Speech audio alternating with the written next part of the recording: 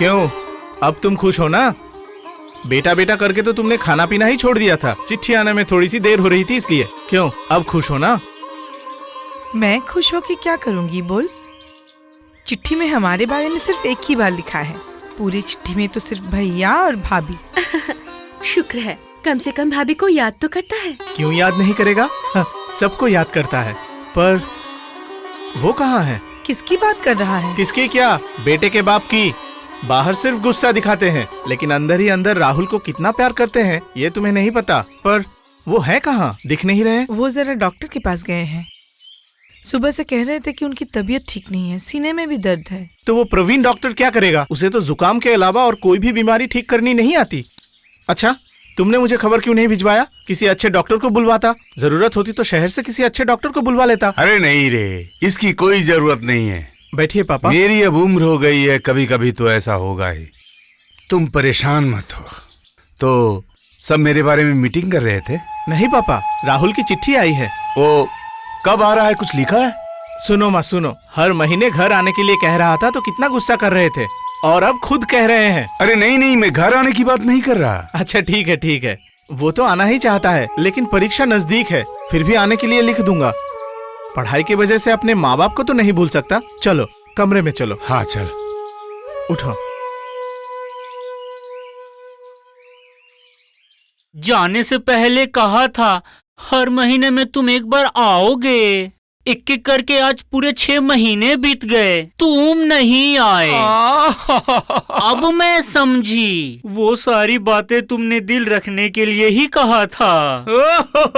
तुम्हें लगता है कि चिट्ठी लिखने से काम हो जाएगा, लेकिन नहीं। जितनी बार तुम्हारी चिट्ठी पढ़ती हूँ, उतनी बार तुम्हारी याद में मेरा दिल जोर जोर से धड़कता है। प्रेम की आग उसके दिल में धड़क रही है और फायर ब्रिगेड इधर शहर में पड़ा है। अब मैं समझा कुछ दिनों से उसका मन क्यों उदास है। ये तो देवदास की कहानी है। अरे नहीं रे बाबा नहीं, अगर वो देवदास होता तो इतने दिनों में वो ग्लास में ज्यादा और क्लास में कम जाता। और इतने दिनों में ना सच में वो एक चंद्रमुखी भी पटा लेता। अरे आओ आओ आओ दोस्त आओ, हम तो तुम्हारा ही इंतजार कर रहे थे। कुछ दिनों से देख रहा हूँ तुम्हारा मन बहुत उदास है। नहीं, कुछ नहीं। देखो दोस्त, हम लोग सब एक कमरे में रहते हैं। घर की बातें हमसे क्यों छुपा रहे हो दोस्त?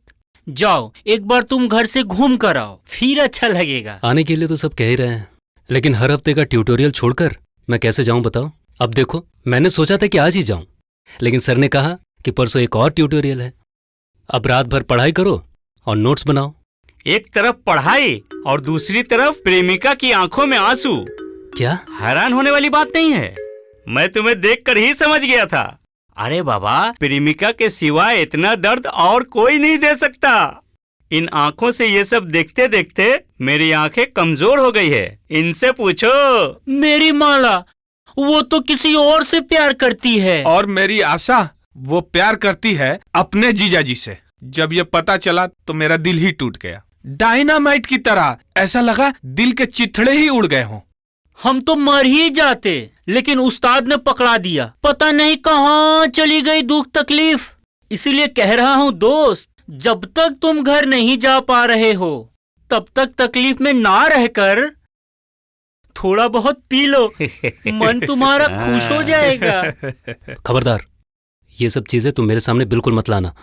इसकी बू मेरे नाक में आते ही मुझे उल्टी आती है। अरे नहीं नहीं नहीं नहीं, आदत पड़ जाएगी तो ऐसा कुछ नहीं होगा। इसे पकड़, पिलाते हैं। पकड़, थोड़ा सा पी तुम लोग क्या कर रहे हो? थोड़ा सा थोड़ा सा छोड़ो मुझे, थोड़ा सा। हाँ हाँ हाँ, अरे छोड़। तुम लोगों को कुछ नहीं करना पड़ेगा, मुझे तो मैं खुद ही पी लूंगा।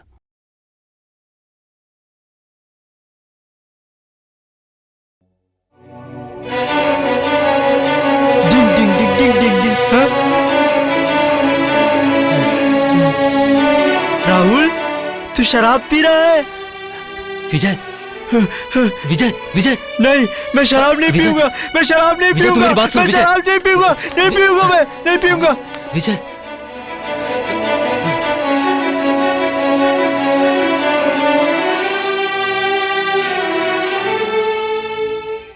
मुझे मारकर क्या होगा? मैं क्या झूठ बोल रहा हूँ?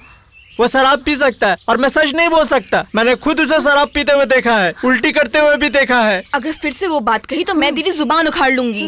रुक, अभी कमल भैया को बताती हूँ। जाके बोल। सच बोलने से क्या मैं डरता हूँ? शराबी से प्यार। ओ कमल ये भैया। 50 रुपए क्या हुआ है? आपका भाई शहर में शराब पीकर बेहोश पड़ा रहता है और अगर गांव वाले वहाँ जाते हैं तो वो उन्हें जबरदस्ती शराब पिलाता है। चुप कर तू। मुझे कहकर क्या फायदा? जिसने देख कर आकर पूरे गांव में ढिंडोरा पीटा है उसे नहीं कह सकते? किसने देखा है ये? कौन ढिंढोरा पीट रहा है? मास्टर का लड़का विजय। जाइए ना, जाकर देखिए, वो अपने दोस्तों को यही कहानी सुना रहा है। विजय। पापा क्या हुआ आपको?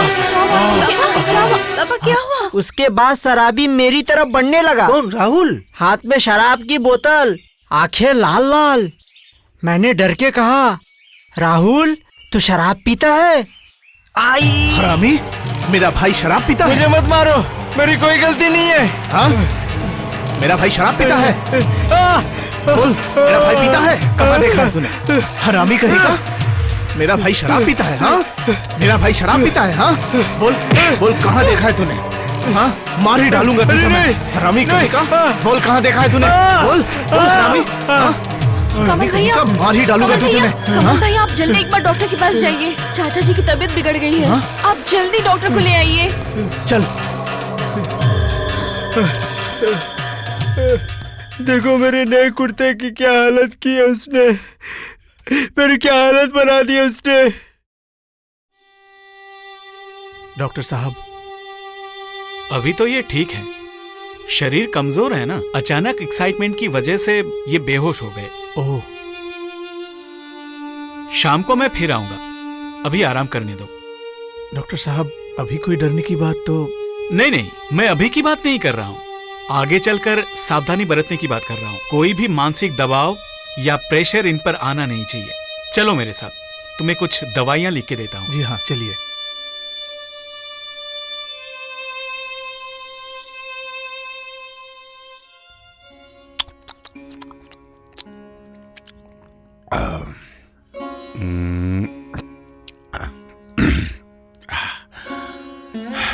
अब आप थोड़ा आराम कीजिए। नहीं, रहने दो। कमल कहाँ गया? वो जरा रूबी के पिताजी को छोड़ने गया है। आखिरकार जिस बात का मुझे डर था वही हुआ। रहने दीजिए, अब ये सब बातें सोचना बंद कीजिए। पहले आप ठीक हो जाइए। अब तसल्ली हुई? किसी की भी बात सुनकर आप परेशान हो जाते हैं। आपने तो सुना, ये सब बातें कोई नहीं मानता। अमल चाचा क्या कह रहे थे कि 2-4 बदमाशों ने जलन के मारे ये अफवाह फैला दी है। कमल, एक बार एक रानी को काला पुत्र पैदा हुआ। धीरे धीरे ये बात चारों तरफ फैल गई कि वो औलाद नाजायज थी।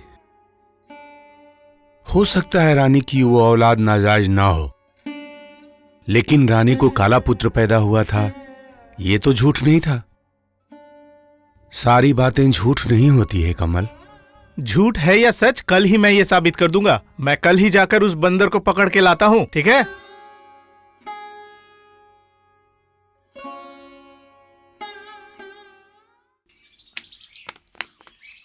राहुल इस कमरे में रहते हैं। ठीक है।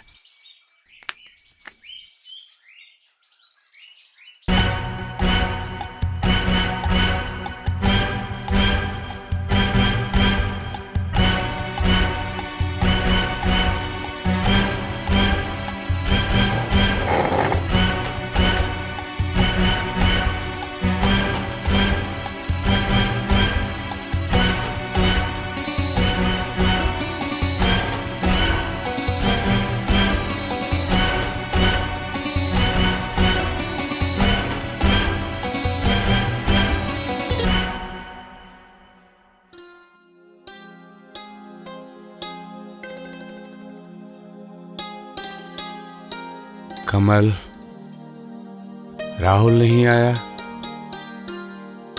तू चुप क्यों है बेटा? कुछ बोल। तू चाहे मुझसे कुछ भी छुपा ले, लेकिन मैं तेरा चेहरा देखकर सब कुछ समझ जाता हूं। जिंदगी में तूने आज तक कभी झूठ नहीं कहा। उम्मीद है कि तू आज भी अपने पिता से झूठ नहीं बोलेगा। पापा, मैंने जो देखा है वो सच नहीं हो सकता।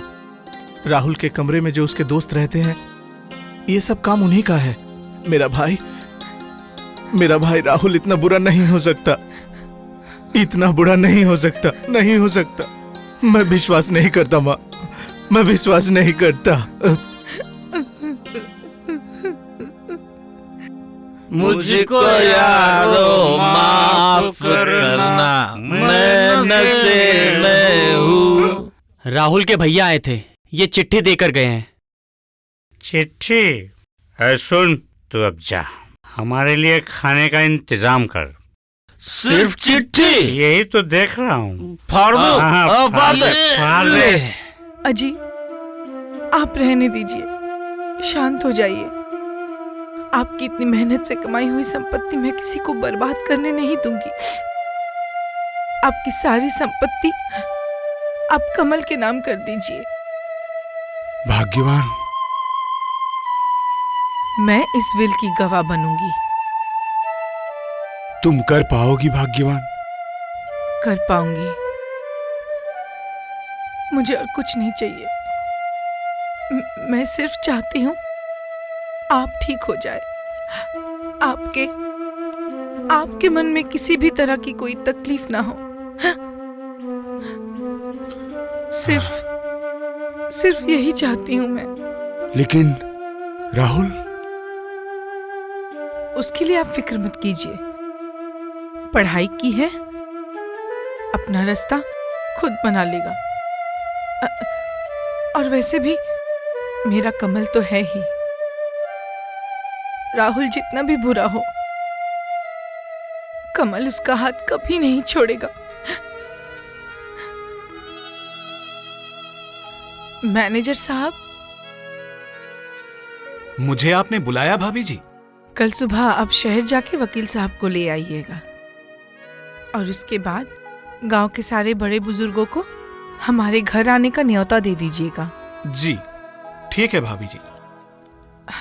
अब आप थोड़ा आराम कीजिए।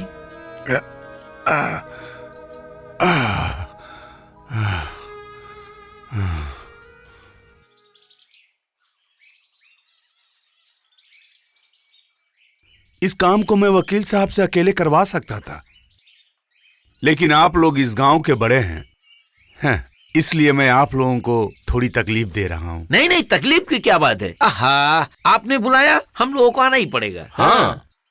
तो फिर हम लोग शुरू करें? तुम्हारी तबीयत ठीक नहीं है, जो करना है जल्दी निपटाओ और जाकर आराम करो। वकील साहब शुरू कीजिए। हाँ सुनाइए पढ़ के। तबीयत बहुत खराब है, कब क्या हो जाए कुछ कहा नहीं जा सकता। हाय हाय, कितनी उम्र है आपकी कि अभी ही आपको कुछ हो जाएगा? अच्छा, मेरी उम्र और आपकी उम्र एक ही है, पर मैं तो मरने की बात नहीं सोच रहा। सबका शरीर क्या एक ही जैसा होता है? आजकल मुझे कुछ भी अच्छा नहीं लग रहा है, इसलिए मैं सोचा कि मेरी सारी संपत्ति का एक विल बनाया जाए, इसीलिए आप लोगों को बुलाया। अरे विल बनाने की जरूरत ही क्या थी? तुम्हारे तो बस 2 ही लड़के हैं और तो कोई दावेदार नहीं। तुम्हारे जाने के बाद जो भी है आधा आधा बांट लेंगे। इतना आसान होता तो कोई दिक्कत नहीं होती, पर ऐसा है नहीं। विल जब बनानी ही थी तो क्या ये सही नहीं होता कि दोनों की मौजूदगी में बनाते? उन लोगों को साइन करने वक्त बुला लिया जाएगा, और वैसे भी बच्चों की जगह उनकी माँ तो है, ये गवाह बन जाएगी।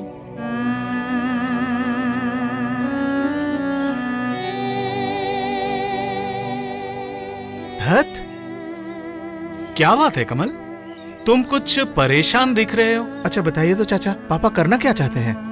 मैं कुछ समझ नहीं पा रहा हूँ। क्यों, क्या हुआ? वकील बुलाकर, गांव के बड़ों को बुलाकर किस बारे में बात हो रही है? उन्होंने तो मुझे जबरदस्ती यहाँ भेज दिया।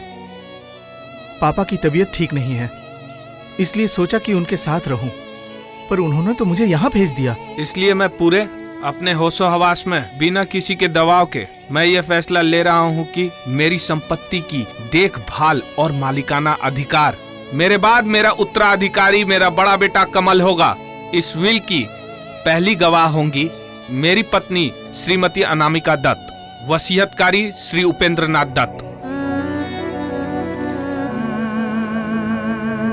आप लोग सभी गवाह हैं। इस विल को तैयार होने में कुछ वक्त लगेगा। अगर इस बीच मुझे कुछ हो जाता है तो फिर आप लोग कमल को बता देंगे। हाँ हाँ ठीक है ठीक है, हम लोगों के रहते हुए आपकी इच्छा जरूर पूरी होगी। ठीक है वकील साहब, अब आप जाइए, विल को तैयार कीजिए, ज्यादा अच्छा, देर ठीक मत है। कीजिएगा। मैं चलता हूँ। नमस्ते।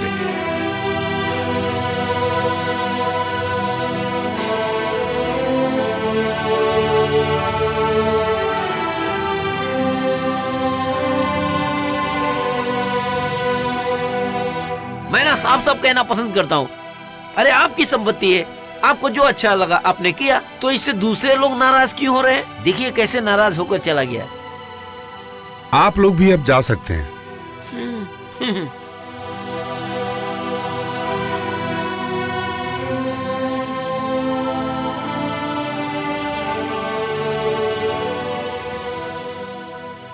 नहीं पापा नहीं, ये बिल्कुल नहीं हो सकता, बिल्कुल भी नहीं। इस विल को आप फाड़ दीजिए पापा। ये सारी संपत्ति मुझे नहीं चाहिए पापा। आप ये सारी संपत्ति राहुल को दे दीजिए।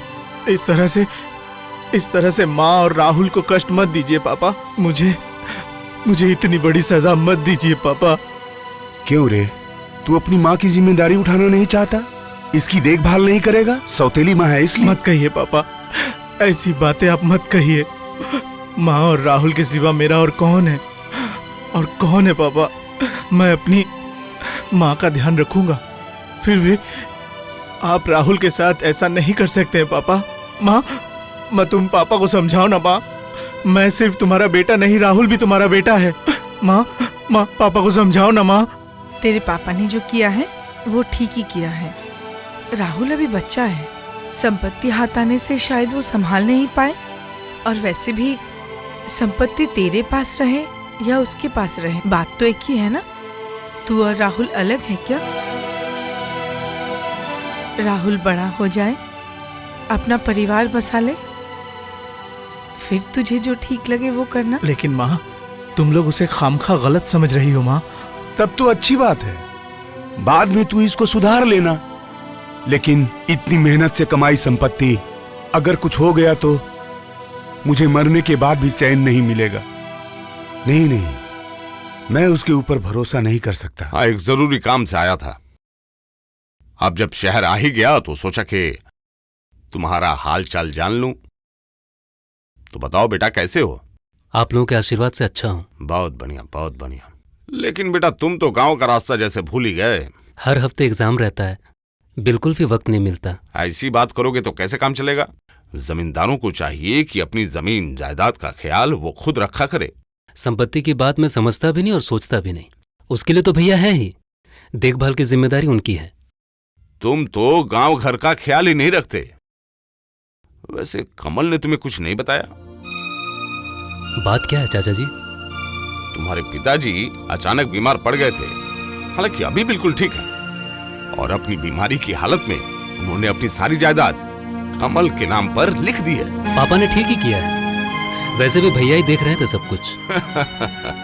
देख रेख करना और मालिक बनना दोनों क्या एक बात है बेटा?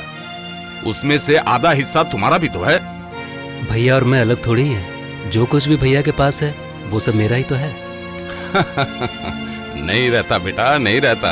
अगर ऐसा ही होता तो तुम्हारे पिता को फुसलाकर सब कुछ अपने नाम पर कैसे लिखवा लिया? मैंने तो अपनी आंखों से खुद देखा है। तुम अच्छे लड़के हो, पढ़ाई में भी अच्छे हो, लेकिन गांव में यह अफवाह फैली है कि तुम सारा दिन पी के। हाँ, नहीं मतलब ये अफवाहें कौन फैला रहा है? अभी भी समय है। विल के पक्का होने से पहले अपने पिताजी को अपने कब्जे में ले लो। नहीं चाचा जी, पापा अगर अपनी संपत्ति भैया को देकर ही जाना चाहते हैं तो उससे मुझे कोई दिक्कत नहीं, लेकिन भैया मेरे साथ कभी भी किसी भी तरीके का धोखा नहीं कर सकते। विश्वास अविश्वास सब मन की बातें हैं बेटा, वक्त आने पर सब पता चल जाएगा। अगर तुम चाहो तो खुद परख कर देख सकते हो। आज तक तुमने जो भी मांगा है वो तुम्हें मिला है। अब जरा अपनी मांग बढ़ाकर देखो, अगर तुम्हें मिल गया तो मैं समझूंगा कि मैं गलती कर रहा हूं। पर मुझे लगता है मैं गलती नहीं कर रहा। तुम्हारे बारे में अफवाहें फैलाई गई, तुम्हारे पिताजी बीमार पड़े, उसी के बाद वो विल बना, तुम्हें अंधेरे में रखकर सारी जायदाद अपने नाम पर लिखवा लिया कमल ने। मेरी बात मानो बेटा, मुझे तो इसमें षड्यंत्र की बू आ रही है। पापा, हाँ क्या है ये? राहुल की चिट्ठी, कुछ पैसे मांगे हैं उसने। तो इसमें नया क्या है? हर महीने तो भिजवाता हूँ। जाओ कल सुबह भिजवा दो। नहीं, वो कुछ एक्स्ट्रा पैसे मांगे हैं। क्यों?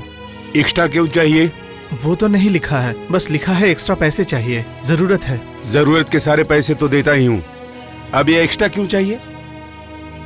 कितने रुपए चाहिए उसे? ज्यादा नहीं, बस 5,000 रुपए। क्या 5,000?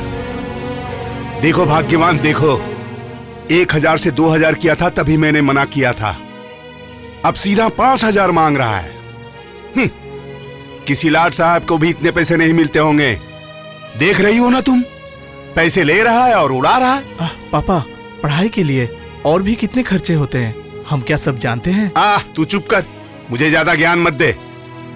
उसे साफ साफ लिख दे, और पैसे नहीं मिलेंगे, सब कुछ छोड़ छाड़ कर यहाँ चले आए, पढ़ाई लिखाई नहीं होगी, दिन रात पैसे उड़ाएंगे, मुफ्त के पैसे नहीं है। अरे आप शांत हो जाइए, शांत हो जाइए। मेहनत की कमाई हम उसे ऐसे ही बर्बाद करने नहीं देंगे। सोचो सोचो भाग्यवान, मैंने विल बनाकर कुछ गलत किया है? अभी तो सिर्फ 5,000 रुपए मांग रहा है, अगर पूरी संपत्ति मिल गई तो एक दिन में उड़ा देगा। नहीं नहीं, उसकी पढ़ाई वढ़ाई सब बंद। पापा, आप खामखा गुस्सा कर रहे हैं। पैसे उड़ाने वाला लड़का तो हमारा राहुल नहीं है, शायद उसे जरूरत होगी। चुप रहो, बिल्कुल चुप। अब इस बारे में मुझसे कोई बात नहीं करेगा। ठीक है पापा, ठीक है, आप जैसा चाहते हैं वैसा ही होगा। चलिए चलो माँ। मेरे सारे गहने तो माँ के पास रखे हुए हैं, झुमके और इस चेन के सिवा मेरे पास और कुछ नहीं है। इन्हें बेचकर 500 रुपए भी नहीं मिलेंगे, और मैं भी इतना बेवकूफ हूँ कि व्यापार से आने वाली कमाई मैं उस बूढ़े को दे देता हूँ। अगर कुछ पैसे अपने पास रखता तो ये नौबत नहीं आती। तुम एक बार माँ से बात करके देखो ना। माँ? वो भी कुछ कम है क्या? उनकी बातें नहीं सुनी? मेहनत की कमाई है, हम ऐसे किसी को बर्बाद करने नहीं देंगे। अरे भाई, बाप बेटे के बीच में बात हो रही है, तुम बीच में क्यों टांग अड़ाती हो? फिर भी एक बार जाओ, माँ से अकेले में बात करके देखो, जाओ ना। देखता हूँ।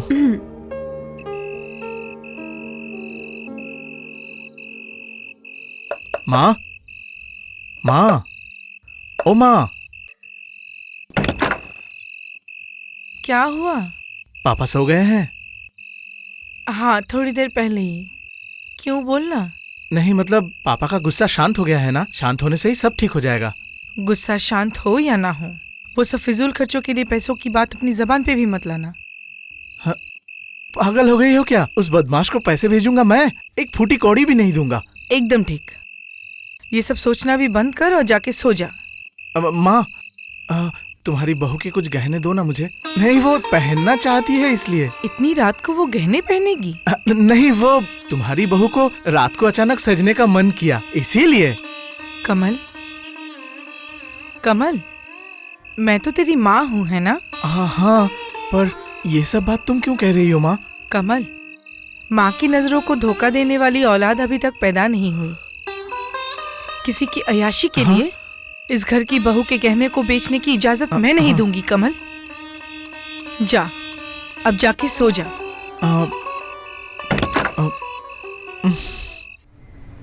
Money order. हाँ, पेन दीजिए।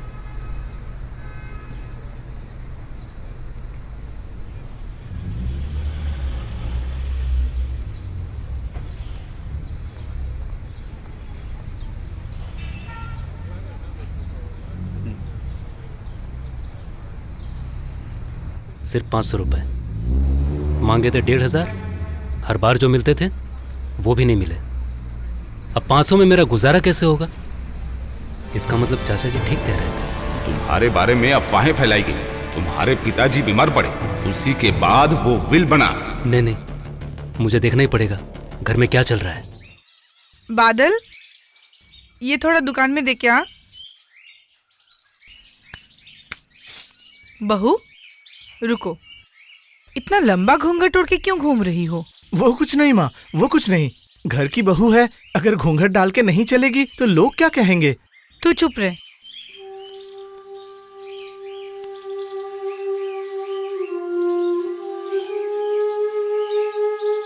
बहू तुम्हारा गला क्यों खाली है? नहीं मतलब कान में थोड़ा दर्द था इसीलिए खोल के रखे हैं। हाँ। चुप रहो। कुछ दिनों से ही मैं देख रही हूँ इतना लंबा घूंघट तुम ओढ़ रही हो। कमल, हाँ? बहू के गले का हार का क्या किया? मैं क्या करूँगा, जो मन में आया किया है, ये सब मुझसे मत पूछो। मेरे मना करने के बावजूद भी तूने बहू के गहने बेचे, वो भी गला सुना करके। हाँ मैंने किया है, बहुत अच्छा किया है। ये महारानी सोने के गहने क्यों पहनेगी? गहने क्या मेरे भाई से बड़े हैं? अच्छा ये कैसी माँ है, गहने के लिए रोती है पर बेटे के लिए नहीं? चुप करो।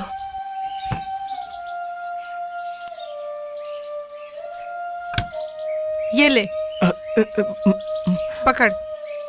बहू के सारे गहने मैंने दे दिए, अब जो चाहे कर। कमल, ओ कमल, राहुल आया है। अच्छा, राहुल आया है? दीदी, इसे तुम अभी अपने पास ही रखो, बाद में माँ का गुस्सा ठंडा हो जाए तो उन्हें दे देना। ठीक है। और कान में और गले में तुम भी कुछ पहन लेना। क्यों रे राहुल, अचानक आ गया? अगर तू मुझे पहले बताता तो मैं गाड़ी भिजवा देता। खैर बहुत अच्छा हुआ तू आ गया। तबीयत ठीक है ना? अच्छा राहुल, पैसे मिले तुझे? अरे तुम चुप करो तो, बेचारा इतनी दूर से आया है, इसे थोड़ा आराम करने दो। सवाल पूछ पूछ कर इसे इतना परेशान मत करो। चलो राहुल अंदर हाँ, चलो। दो राहुल, बैग मुझे नहीं, दो। हाँ? रहने दो भाभी, मेरे लिए आप लोग और परेशान मत हो। देखो देखो, सबने मुझे बर्बाद कर दिया, सबने, सब मेरे दुश्मन है, दुश्मन। क्या हुआ है? आइए आइए जनाब, बहुत अच्छा हुआ, आपकी इच्छा पूरी हो गई। अब जाइए, आप और मम्मी मिलकर हंसिए गाइए, जाइए देखिए, जाइए। माँ, मेरी वजह से मैं तुम लोगों का सर नीचा नहीं होने दूंगा। मुझे किसी से कुछ नहीं कहना, ना कुछ चाहिए। मैं सिर्फ तुमसे एक ही बात जानना चाहता हूँ माँ, गांव में मेरे नाम में जो बदनामी हुई है वो कितना सच या झूठ है, ये जानने की कोशिश की है तुमने? जिस भैया को मैं सबसे ज्यादा अपना मानता था, वो भी तो कोशिश कर सकते थे इसके पीछे की सच्चाई जानने की। अगर सच जान जाते तो पापा को बैला फुसला कर विल नहीं बना सकते थे ना? माँ, मुझे संपत्ति का लोभ नहीं, लेकिन विल बनाने से पहले पापा एक बार मुझसे पूछ तो सकते थे। उनकी संपत्ति है, वो जिसे चाहे दे। तू बोलने वाला कौन है? उन्हें जो काबिल लगा उसे अपनी संपत्ति दे दी। इसलिए खुद को काबिल साबित करने के लिए भैया ने मुझे एक बार खबर तक नहीं दी। तभी तो गांव में मेरी बदनामी करने की जरूरत पड़ी है ना? राहुल, अगर ऐसा नहीं है तो मुझे क्यों नहीं बुलाया गया? क्यों मुझसे एक बार भी पूछा नहीं गया? क्यों मेरी गैर हाजिरी में विल बनाया गया? चुप, बिल्कुल चुप, बिल्कुल चुप। तेरी इतनी हिम्मत, तू इतना बड़ा हो गया है कि अब मैं तुझे जवाब दूं? तेरे इशारे पर मुझे चलना पड़ेगा? बेशरम बदमाश आवारा, तुम्हें संपत्ति चाहिए ना? मेरी संपत्ति, जा निकल जा, निकल जा मेरे घर से, जा। मैं तेरा चेहरा देखना नहीं चाहता, जा निकल यहाँ से। मुझे भी यहाँ रहने का कोई शौक नहीं है, मैं निकल जाता हूँ। हाँ, अभी जा, जा, जा। राहुल, राहुल, पापा, पापा राहुल जा रहा है पापा। माँ राहुल को रोक लो, माँ राहुल को रोक लो ना। राहुल मत जा भाई, राहुल रुक जा, मेरी बात सुन राहुल। राहुल राहुल मत जा भाई, छोड़ दो मुझे, राहुल एक बार सुन। राहुल, कमल, तेरे पापा की हालत खराब हो गई, जल्दी इधर आ। जल्दी आओ। क्या हुआ? पापा, आपने पापा, ले चलिए। कमल, पापा, पापा को क्या हुआ? आप लोग यही रुकिए, मैं डॉक्टर को लेके आता हूँ। तुम जाओ डॉक्टर, अब तुम्हारी कोई जरूरत नहीं है, मेरे जाने का समय आ गया है। हाँ, मेरा बुलावा आ गया है डॉक्टर। नहीं पापा, ऐसी बातें मत कहिए। अजी आप शांत हो जाइए, ऐसी बातें मत कीजिए। आप परेशान मत होइए, थोड़ा सा धीरज रखिए, सब ठीक हो जाएगा। सिर्फ राहुल से मैं आखिरी बार मिल नहीं पाऊंगा। आप शांत रहिए पापा, राहुल जरूर आएगा। मैंने मैनेजर चाचा को भेजा है, वो उसे साथ लेके आएंगे। राहुल तो नहीं लौटा। 7 दिन पहले गांव गया था, अब तक नहीं लौटा। नहीं लौटा? ये चिट्ठी उसे दे देना। ठीक है। ये चिट्ठी उसके भैया की है, और कहना कि चिट्ठी पढ़ने के बाद तुरंत गांव चला जाए। ज्यादा देर हुई तो शायद वो अपने पिताजी से न मिल पाए।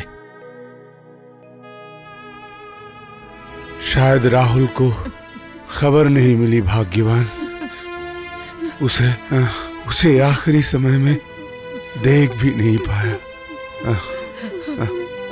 तू उसे बताना बेटा, मेरा आशीर्वाद उसके साथ रहेगा। वो एक दिन जरूर मुझे समझेगा। उसे तो पराया मत कर देना बेटा, उसे तो पराया मत कर देना। पापा, पापा ये आप क्या कह रहे हैं पापा? राहुल के बिना मैं कैसे जीऊंगा पापा?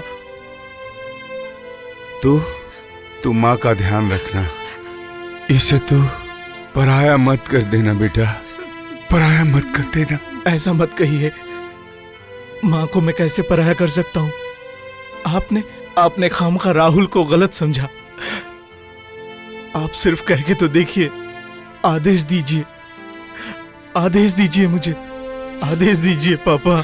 कमल, वो विल जरा देना बेटा, वो विल। सुनो, इस विल को तुम अपने पास रखो और इसकी कॉपी उस वकील के पास है।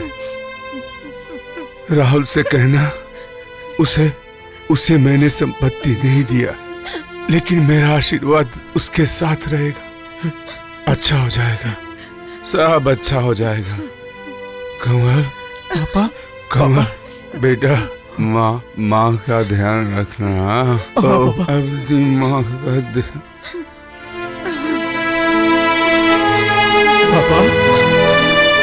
पापा, पापा,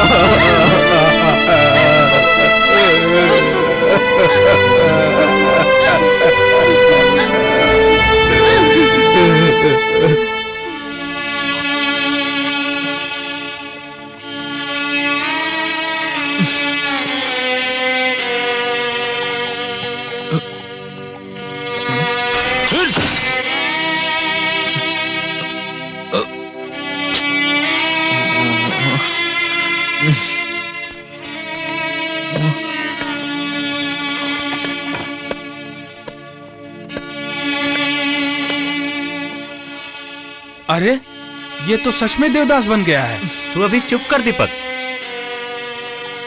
क्या राहुल, कहाँ थे इतने दिनों तक? फेंके क्यों? ये चिट्ठी तुम्हारे घर से आई है, परसों आई थी। अच्छा, तुम्हें क्या हुआ है बोलो तो? गांव गए 7-8 दिन, कोई खबर नहीं। ये देखो, ये चिट्ठी भी तुम्हारे गांव से आई है राहुल। ये तुम क्या कर रहे हो? पता है इसमें क्या लिखा है? तुम्हारे पापा मरने वाले हैं। हाँ? नहीं। तुम जब नहीं थे, तुम्हारे चाचा ने चिट्ठी दी है। राहुल, तू घर से चले जाते ही पिताजी की तबीयत खराब हो गई और उन्हें दिल का दौरा पड़ा। उनकी हालत बहुत खराब है। पहले भी उनको एक बार ऐसा हुआ था। अभी उनकी हालत बहुत खराब है। होश आते ही वो सिर्फ तेरा नाम ले रहे हैं। सिर्फ एक बार तुझे देखने के लिए वो तरस रहे हैं। चिट्ठी मिलते ही तू आ जाना और देर मत करना राहुल। कब आई है चिट्ठी? लगभग 7 दिन पहले। हाँ? न जाने किस कारण से तू पिताजी के अंतिम संस्कार में भी नहीं आया। पिताजी तुझे याद करते करते गुजर गए। भाई, तू हमें और कितना सताएगा? बस अब तू लौट आ मेरे भाई, तू लौट आ राहुल। नहीं नहीं, मैं अब दोबारा कभी लौट कर नहीं आऊंगा।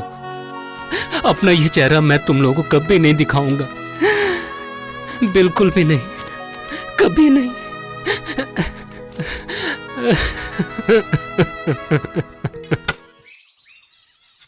अरे तुम यहाँ हो और मैं तुम्हें कहाँ कहाँ नहीं ढूंढ रहा था। यहाँ पे सब देखरेख करने के लिए तो मैं हूँ ही।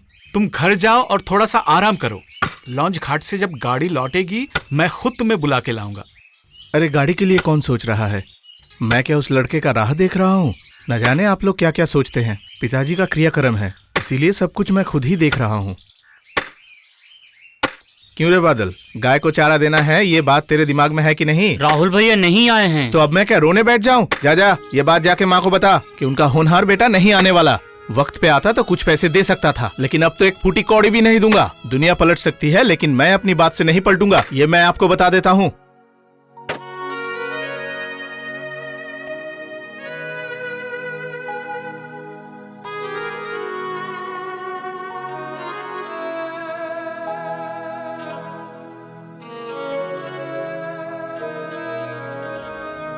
क्या हुआ? इस वक्त तुम सो रहे हो?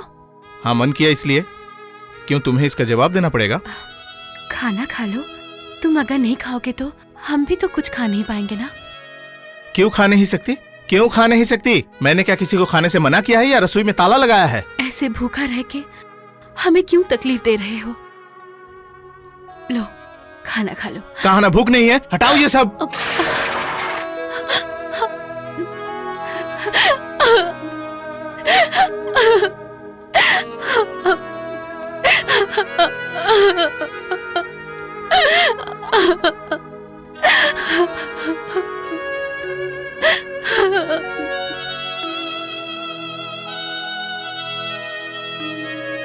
कमल, तेरी तबीयत खराब है क्या? नहीं। तो फिर कुछ खाया क्यों नहीं? खाना ऐसे फेंक दिया? दिया।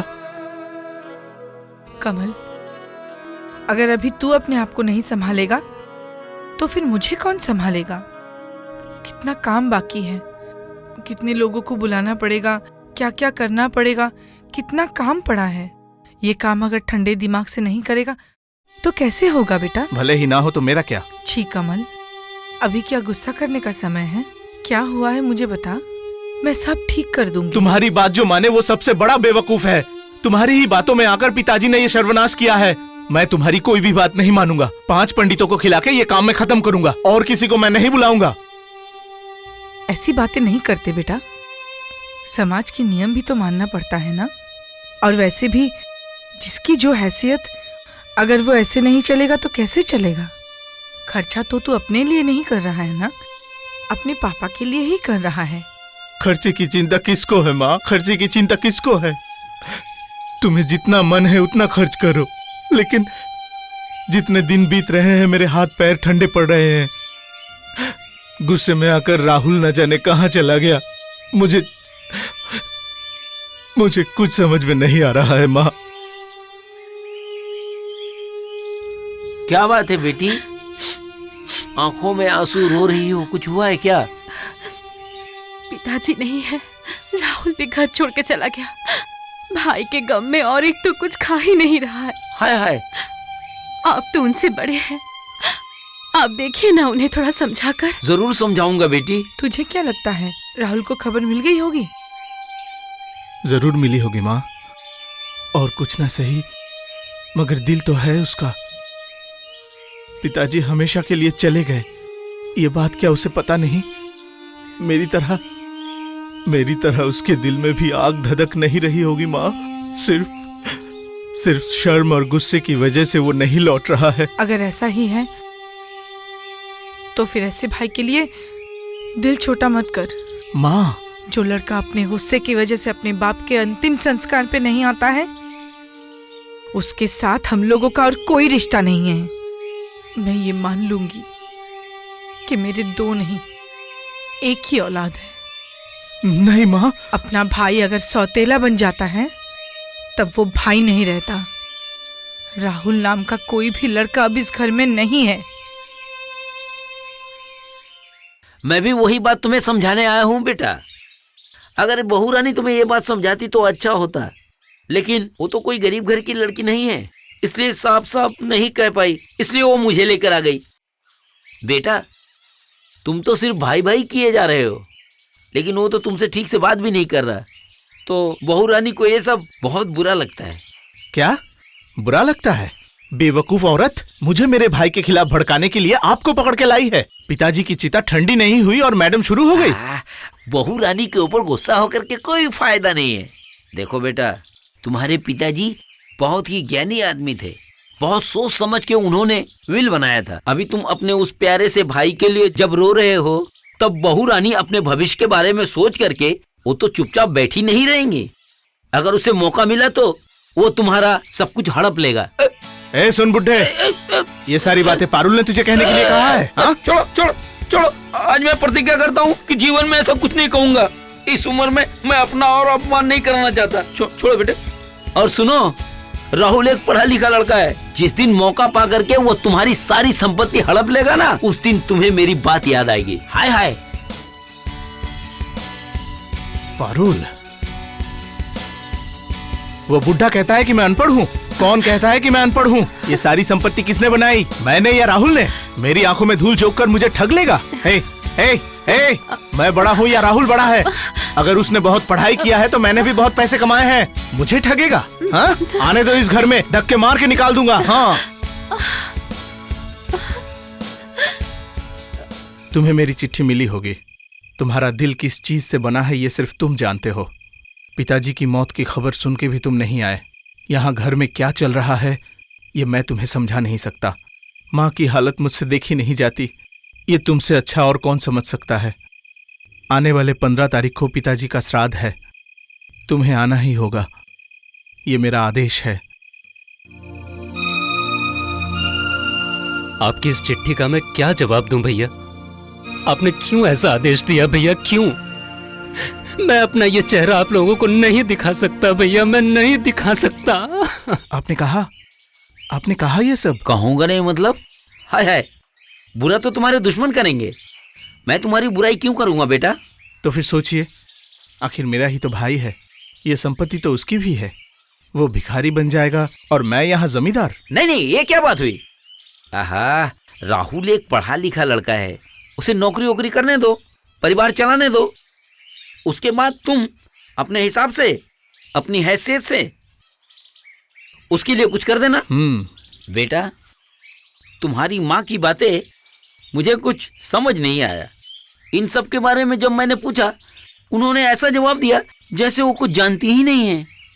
नहीं, सगे बेटे के लिए तो माँ परेशान होगी, ये तो आम बात है, लेकिन तुम्हारी गलती कहाँ है?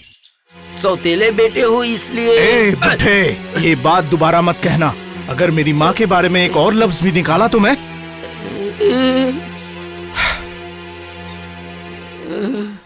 बाप रे बाप। छी मास्टर जी, एक पैर तो कब्र में लटका हुआ है और अभी भी लोगों की बुराई करना नहीं छोड़ा आपने। एक बेटे के मन में उसकी माँ के बारे में जहर घोल रहे हैं। छी छी छी।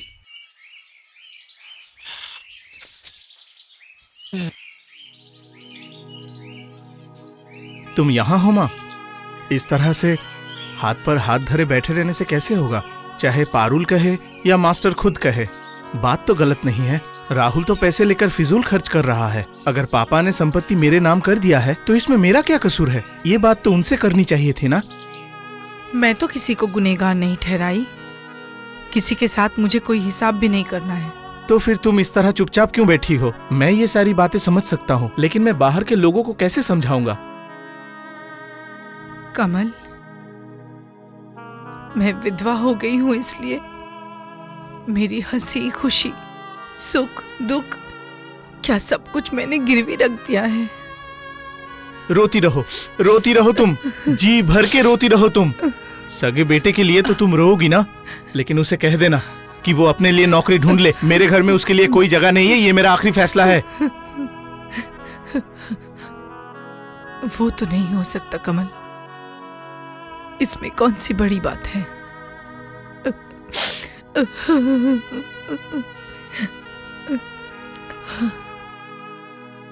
कान खोलकर सुन लो, अब तुम्हें कोई चिंता नहीं।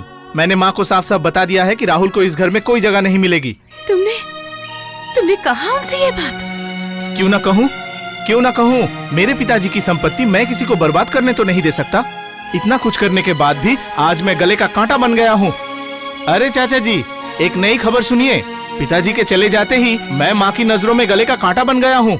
सगा बेटा जो नहीं हूँ, सौतन का बेटा हूँ ना, इसीलिए। छी छी छी, ये तुम क्या कह रहे हो बेटा? क्या कह रहा हूँ? अच्छा मोती की माँ, तू ही बता, आज तूने माँ को मेरे साथ बात करते हुए देखा है? बल्कि वो तो मुझसे नजरें चुरा रही है।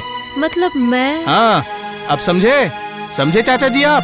तो फिर समझिए, पिताजी माँ के हाथों सौंप के चले गए और माँ बन गई सौतेली माँ। तुम परेशान मत हो, उसको तकलीफ है तो इसीलिए झगड़ा करके अपने मन को हल्का कर रहा है। अच्छा माँ सुनो, तुम्हारी प्यारी ननद ने खबर भेजी है, उनकी तबीयत खराब है, आ नहीं सकती। उन्हें लाने के लिए गाड़ी भेजनी पड़ेगी। यही तो करना चाहिए कमल। करना चाहिए कहने से कैसे चलेगा? खर्चे का क्या होगा? अगर खुद आ सकती है तो आए, नहीं तो कोई जरूरत नहीं। क्या ये करना सही होगा? सही गलत मैं नहीं समझता, इस तरह के फिजूल खर्चे मैं नहीं कर सकता। पैसे उधार लेकर मैं तो कर्जों में नहीं डूब सकता ना। अच्छी बात है, मत भेज गाड़ी। जो सही लगे वही कर। वही करूंगा। मेरी अपनी माँ जो नहीं है, मुझे संभालने वाला और कौन है? पैसे सोच समझ के खर्च करने पड़ेंगे। मेरी अपनी माँ जो नहीं है। इतनी घमंडी बन गई है। ठीक है, मैं भी दिखाता हूं।